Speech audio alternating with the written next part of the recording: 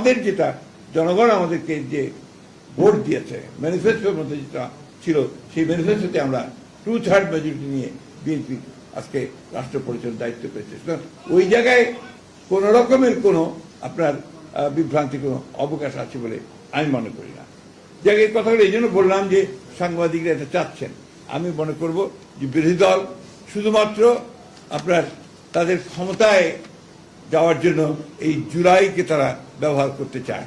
আমরা কিন্তু চাই না যে জুলাই শুধু ক্ষমতার যাওয়ার জন্য আরেকটা হাতিয়ারই পরিণত হবে। আমরা যেটা বারবার করে বলে আসছি যে জুলাইয়ের আন্দোলন শুধু ওই জুলাই মাসেরই আন্দোলন নয়। জুলাইয়ের আন্দোলন কিন্তু আমরা দীর্ঘকাল ধরে ফ্যাসিবাদের বিরুদ্ধে প্রতারণা করা হয়েছে। সেই রিফর্ম কমিশন তারা যে কথাগুলো সেদিন যেভাবে তারা নিয়ে এসছেন আমাদের কনসেন্ট ছাড়াই, সেই কনসেন্ট ছাড়া তারা নিয়ে এসছেন। এবং জুলাই সনদের বইটা যদি আপনারা পড়েন, আমার কাছে এখানে নাই, প্রতিটি জায়গায় বলা আছে যে দল তাদের ম্যানিফেস্টো অনুযায়ী যেভাবে আসছে যে নির্বাচিত হবে, তারা তাদের ম্যানিফেস্টো অনুযায়ী সেইটাকে বাস্তবায়িত করবে। আমরা বারবারই এই কথা বলে এসেছি এবং আমরা উই আর কমিটেড।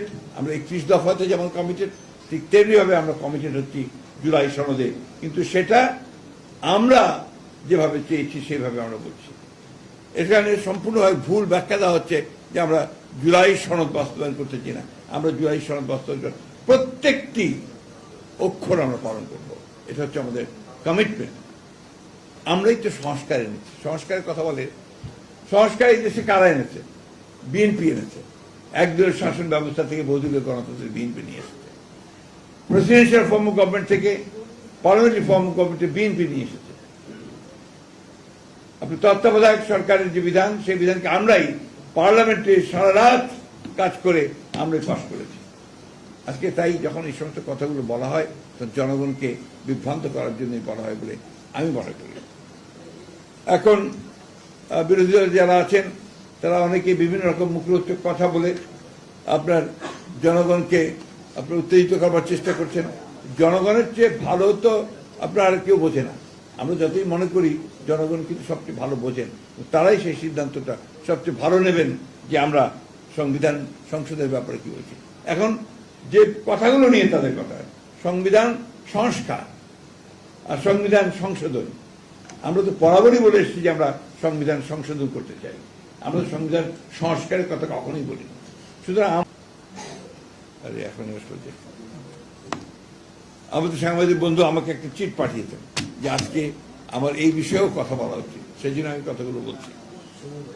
সুমন ভাই তো তিনি বলেছেন যে আজকে যে প্রশ্নগুলো এসছে যে বিশেষ করে আমাদের বিরোধী দল থেকে বলা হচ্ছে জুলাই সনদ বাস্তবায়নের দাবি সংসদে আদায় না হলে রাজপথে ফায়সালা হবে।